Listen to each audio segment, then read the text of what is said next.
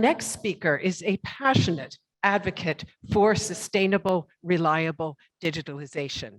As a member of the Swiss Parliament, she has worked at national, regional, and communal level to campaign for an innovation framework that delivers benefits for citizens. It's a very great pleasure to welcome Judith Bellaiche. You have the floor.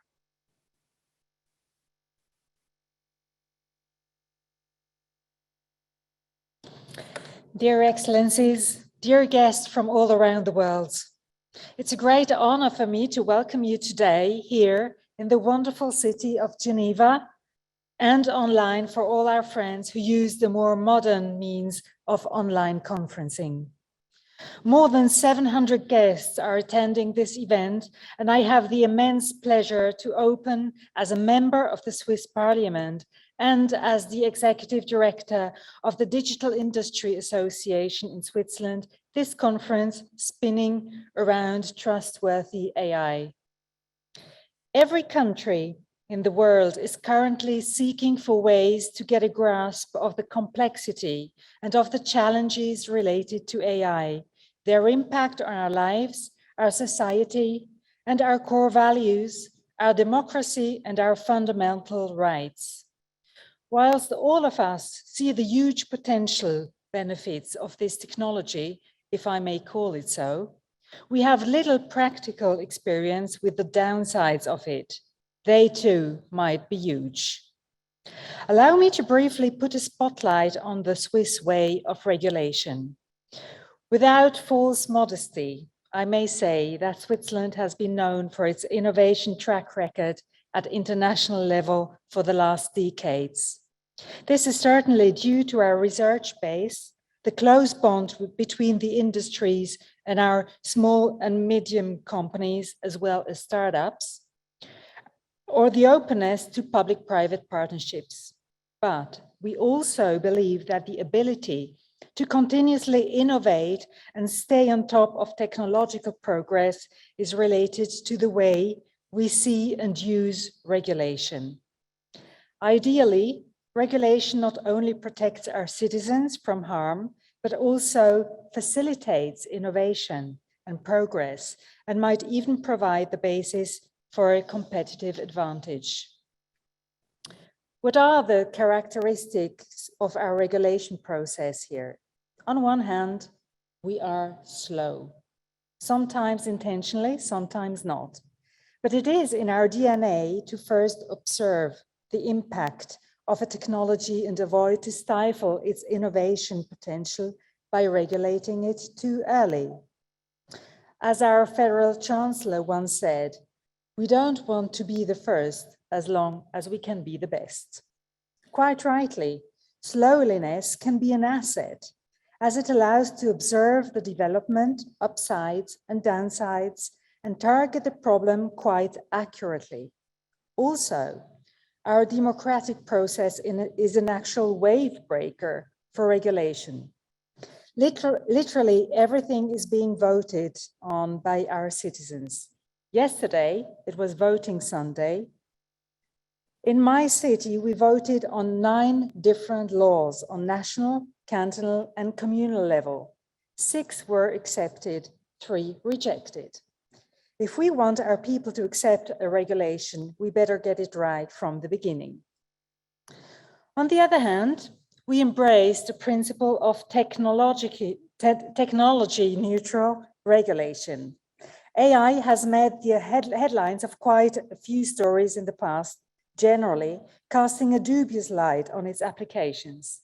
As it is, the bad news always win over the good no news. Thus, the reflex of calling for regulation of the technology.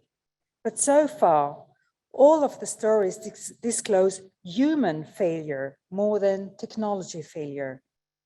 AI hasn't got a bias. People have. AI is not discriminatory. People are. It is the way people train machines and choose underlying data that decides on the outcome.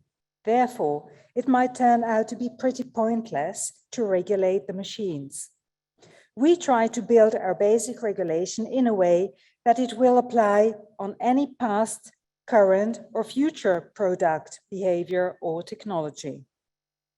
This has the great advantage that it lasts for decades and adapts to the technological change and even transformation. We regularly enhance our set of rules punctually, but hardly ever produce new technology-specific regulation. As a result, Switzerland overall has a rather liberal regulation framework combined with a high expectation towards individual responsibility and self-regulation. Please don't be mistaken. This is not out of laziness or carelessness. No, it is out of a common will to preserve our individual freedom as much as possible, whilst respecting the freedom of others at the same time. I can tell you from my own experience that it is a lot of work to fight for freedom in a legislation process, much more than it is to fight for regulation. Of course, there is no freedom without rules. However, we always aim at moderate governmental intervention by incentivizing as much self-regulation as possible. As of today, countries around the world have not produced hard and tested regulation of artificial intelligence yet. But of course, all of us have acknowledged the European Commission's efforts to find a regulation framework for it. Even though it isn't finalized yet, and Switzerland, just like many of you, is not an EU member, it goes without saying that the extraterritorial effect of the AI Act would impact us quite directly. In my view, the AI Act constitutes a technology-specific regulation, which, as I stated, is quite unusual in our terms. I make use of the privilege of the opening speech to add my 2 cents to the current discussion around the approach to and criteria for an effective and sustainable regulation of AI that avoids micro-regulating single applications or systems. First, and inevitably, a trustworthy AI has to be human-centric. AI is not an end in itself. It needs purpose, and this purpose is to serve humans and humanity. As strongly as I believe that AI can enable and even enhance self-determination, as realistic is my notion of its potential to constrain it. If we want people to trust technology, they must believe in its respect of freedom, dignity, and self-determination, and avoidance of harm as an absolute and non-negotiable core principle.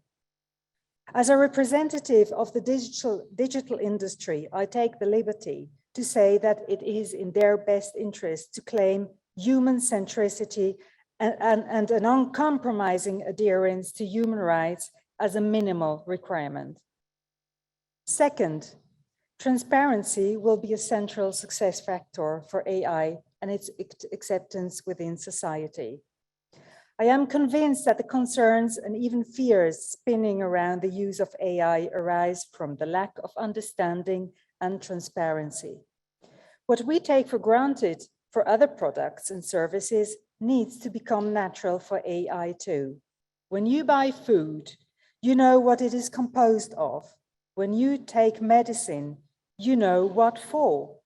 And when you book a service, you know its terms and conditions.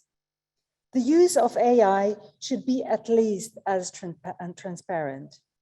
A consumer should be informed if and when he is interacting with a machine rather than a human being, and also understand why and how he benefits from it. He should also understand the basics of the algorithm, how it functions, and based on what data. Furthermore, he should be granted the possibility to object or at least answer in a case of a false outcome. Transparency and trust are inseparable twins. Thus, we should include transparency in whatever regulation framework we choose to create. It comes a bit as a surprise to me that transparency doesn't play a pivotal role in the European Commission's proposal. In fact, transparency might even replace the need for predefining a degree of risk related to an AI system, as it gives the user the knowledge he needs to make an individual and informed judgment rather than accept a standard classification that might not fit his needs. Third, and possibly most challenging, is the need for accountability. What appears evident for the other products, accountability will be a tough one for AI, particularly when we think about self-learning AI or so-called deep learning systems. We are familiar with producer liability in literally all countries around the world, and with the concept of due diligence in very many fields. However, in the case of AI, making the producer solely accountable would fail the consumer or any person concerned. The algorithmic system may have been conceived for a purpose, but used, enhanced, or adapted for another one. Some self-learning AI systems remain unexplainable for their creator, let alone its users.